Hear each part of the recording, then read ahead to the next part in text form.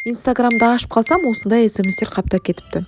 Комментариялар келіпті. Егер де сіздерге крабтан жасалған салаттан ұнамайтын болса, қоянның оформлениесі, онда оливье салатынан жасауға кеңес беремін.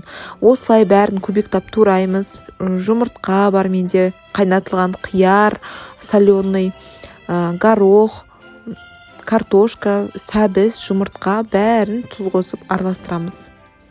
Бұл барлықтарыңызге таныс салат. Осы салатпен қазір қоянның оформлениесін жасаймыз. Қайнатылған жұмыртқамызды теркадан өткізіп алдым. Әр жақта әртүрлі айтады, үлкен жанан дейді, үлкен кесе дейді. Осындайға салып, басын, құлағын жасайтын боламыз міне. Енді осының үстіне жұмыртқаның ағын түгел теркадан өткізген ақпен жауып шығамыз. Менде бұлда бір жұмыртқа ғана болады, екеу қоссаңыздар вообще күшті болады. Құлақтарын жұмыртқаның сарысымен, көздеріне мейіз қойдым.